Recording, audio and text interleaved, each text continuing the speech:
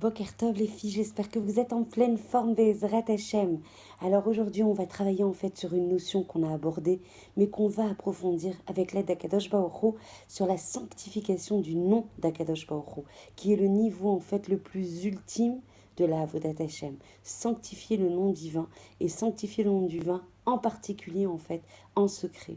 Donc mamash les kadesh et shem shamaim et prendre le hol malchut shamaim sur nous, c'est-à-dire le joug de la royauté d'Akadosh Baruch Hu sur nous. En fait, il faut comprendre, comme on l'a abordé dans le cours qu'on a réalisé, Baruch Hashem au Kever Rachel, que les kelim que nous avons à disposition, c'est-à-dire l'observation de la Torah et des mitzvot, ne sont que des réceptacles, ne sont que des moyens, ne sont que des ustensiles qui nous permettent de matérialiser, de nourrir, de consolider le lien en fait qui nous rapproche et qui nous lie d'Akadosh Baruch Hu. Mais l'objectif suprême pour lequel nous sommes en fait dans ce monde, le but de la création, tout entier, tout entière, la création tout entière, son seul objectif, c'est de sanctifier le nom d'Akadosh Baruch Hu et de proclamer le nom d'Akadosh Baruch Hu dans sa royauté, dans sa gloire, dans le monde et dans l'humanité, évidemment tout entière. Donc, et c'est ça la Géoula.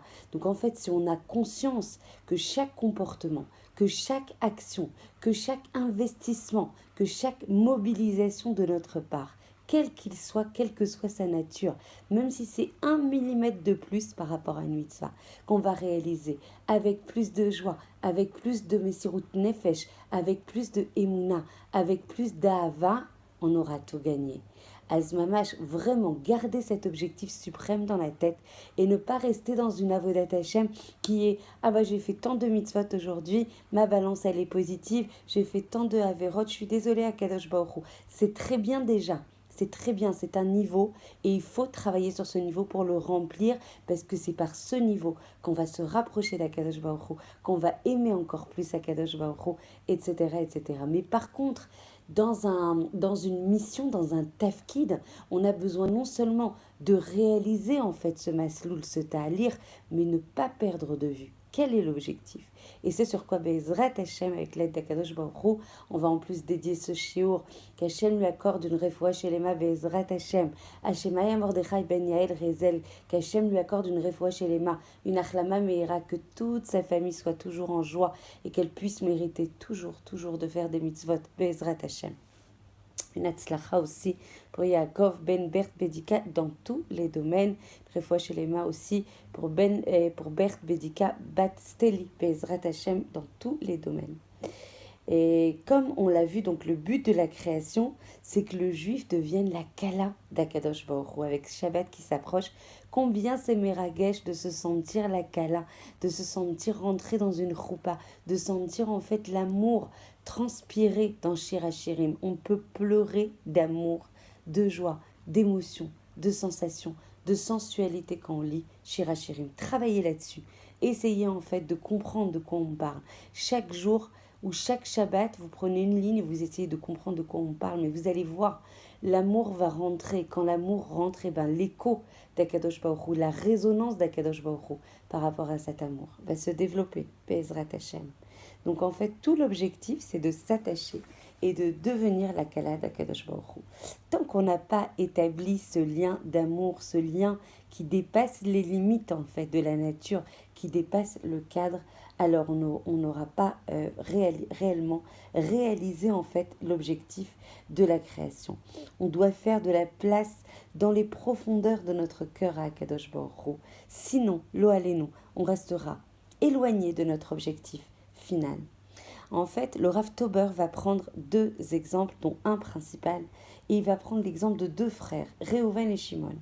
Tous les 2 sont pratiquants, tous les 2 ont beaucoup de Yirat Shamaim, tous les 2 viennent de bonnes familles.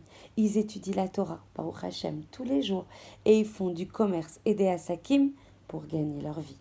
Tous 2 ont beaucoup de générosité et font beaucoup de gmilot chassadim. Ils soutiennent beaucoup la Torah et ils font beaucoup de chesed. Par leur conduite, ils font forcément du Kiddush Hashem. Un jour, Reuven va faire une affaire qui va s'avérer très mauvaise. Elle lui est susceptible de lui faire perdre toute sa situation et de ternir sérieusement sa réputation. Alors vous savez quoi?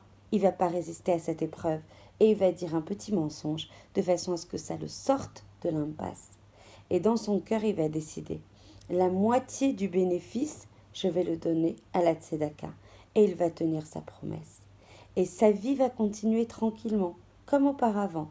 Le commerce va marcher aussi bien qu'avant. Il va donner beaucoup de tzedaka. Et officiellement, il va faire beaucoup de kiddush Hashem. Son frère Shimon, lui, il va faire une mauvaise affaire aussi. Il va être mêlé à cette mauvaise affaire. Et il sait que sa situation est en péril grave, que sa vie, celle de sa famille, peuvent être détruites par un petit mensonge. Alors, il pourrait s'éviter tout cela.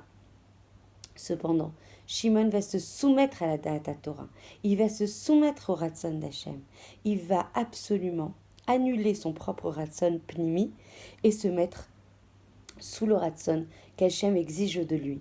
Alors il se rend chez le Rav qui va trancher, qui n'a pas besoin de commettre cette illégalité, qui n'a pas besoin de commettre ce mensonge.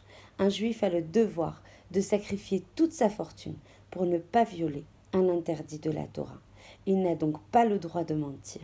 Shimon va résister à l'épreuve, va obéir à son Rav et va se mettre sous le Ratzon, sous le joug d'Akadosh Baruch Hu. Et comme prévu, ses affaires vont péricliter. Plus personne ne va lui faire confiance. On ne lui accorde plus de crédit et il va finir par se déclarer en faillite. Et sa honte est immense. Tout le monde est convaincu qu'il est un voleur et qu'il est un trompeur. On lui demande s'il a utilisé en fait à mauvais escient la tzedaka que les gens lui donnent pour les donner aux veuves et aux orphelins. Ces filles qui vont arriver en fait à l'âge du mariage ne trouvent pas de shidour. Et son frère qui fait de très bons shidduchim pour ses enfants donne de la tzedaka. Il aime même généreusement son frère qui est maintenant dans le besoin. Il est certain que Réhouven sera considéré par tous comme faisant un grand kiddush Hashem. Mais en vérité, le mérite de Shimon, vous l'avez bien compris, il est infiniment plus grand, infiniment plus vrai, infiniment plus profond. Dans le ciel, il est Shimon, beaucoup, beaucoup plus important que Réhouven, parce qu'il a fait un kiddush Hashem, et en plus dans le Esther, c'est-à-dire dans le secret. Il a sanctifié le nom divin en secret. Il était seul face à sa difficulté. Il était seul face à la capacité peut-être de cacher la vérité. Et Hachem l'a confronté à une épreuve extrêmement difficile. Et en fait, il a pu, Shimon, faire quelque chose qui révèle l'amour encore plus profond, encore plus fort, encore plus puissant vis-à-vis d'Akadosh Baruch Hu, sans que personne ne le sache. C'est là l'idée du Cheder Yichud, de l'intimité la plus absolue, la plus amoureuse, la plus exclusive avec Akadosh Baruch Hu. Et ce lien intime, c'est le but même de l'homme, de toute la création tout entière. Réhouven, son frère, a fait un Kiddush Hashem de manière publique, mais il a échoué dans son Kiddush Hashem.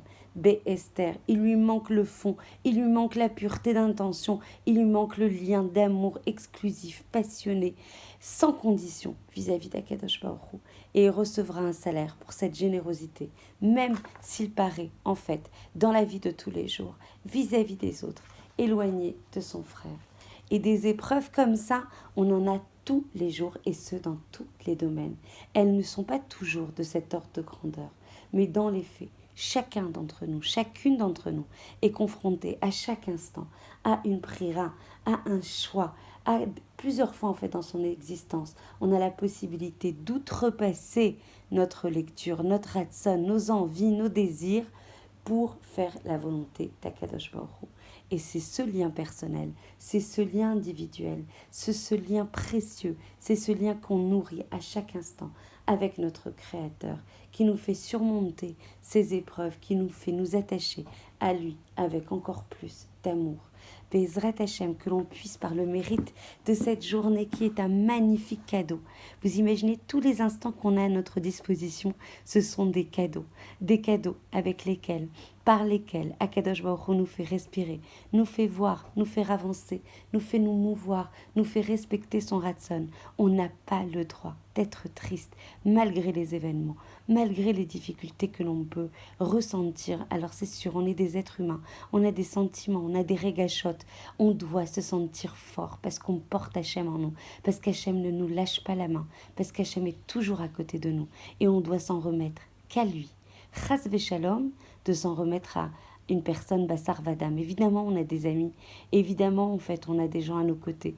Évidemment, on est des êtres sociaux. Mais en aucun cas, substituer en fait l'amour exclusif, l'amour fort, la confiance exclusive et forte vis-à-vis d'Akadosh Baruch Hu avec une confiance vis-à-vis de personnes Bassar Vadam. C'est ce que souhaite Akadosh Baruch Hu aujourd'hui.